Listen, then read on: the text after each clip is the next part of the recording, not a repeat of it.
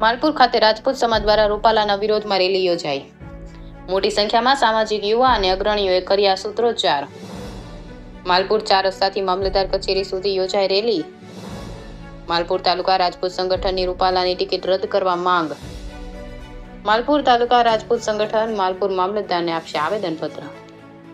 India 24 news Aravalli, bureau chief Bharat Patel.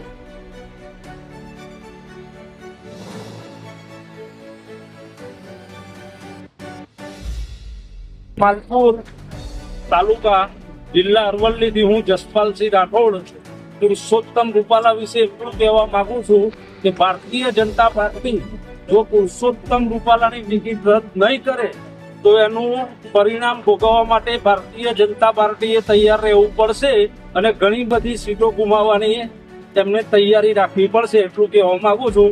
એટલે ભારતીય જનતા પાર્ટીના પ્રદેશ કે જ્યાં પણ એનો જે નિર્ણય લેવો હોય એ જલ્દીમાં જલ્દી લઈ લે તો સારું છે. બાકી એનું પરિણામ ભોગવવા માટે ભારતીય જનતા પાર્ટીએ તૈયાર રહેવું પડશે. કારણ કે રાજપૂતો તૈયાર જ છે, તો ગુજરાતના રાજપૂતો તૈયાર છે, એકલા રાજકોટના નહીં. એટલે પુરુષોત્તમ રૂપાલાની ટિકિટ વહેલામાં વહેલી તકે રદ કરો, નહીં તો તમારું પરિણામ ભોગવવા તૈયાર થઈ જાઓ. તમે જે જાહેરાત કરો છો કે આટલી સીટો લાવશું એ બધું તમારી ખોટી વાહિયાત વાતો થઈને ઊભી રહેશે એટલું કહેવા માંગુ છું. બાપુ બોલો.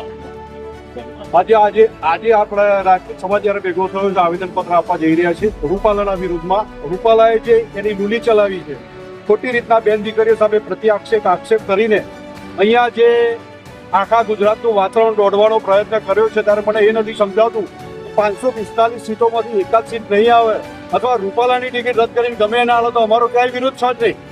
બાકી અમે 18 વર્ણને જોડે લઈને ચાલવા વાળા રાજપૂતો છીએ, ત્યારે એની ટિકિટ રદ થાય. બસ અમારો તો એક જ માગણી છે, એની ટિકિટ રદ થવી જોઈએ. અને આજે 7 સુધી થાય એવી ભગવાન ઉપરવાળાને પ્રાર્થના કરીએ કે આજે 7 સુધી થાય, જેથી કરીને વાતાવરણ દોડાય નહીં.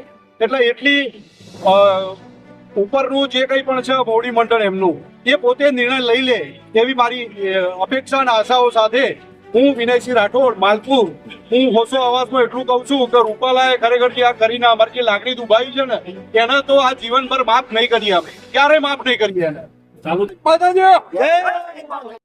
રદ થાય એ અમારી મુખ્ય માંગણી છે. બીજી અમારી કોઈ માંગણી નથી.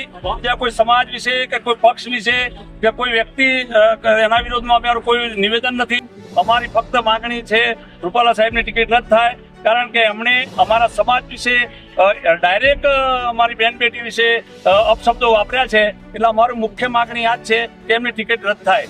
બાકીની અમારું જે સમાજ જે રીતના નિર્ણય લેશે મોવડી મંડળ એ પ્રમાણે અમારે આગળ અમે એનું વિડીયો કરીશું. બાકી અમારી હાલમાં એક જ માંગણી છે કે એમની ટિકિટ રદ થાય. રૂપાલા સાહેબ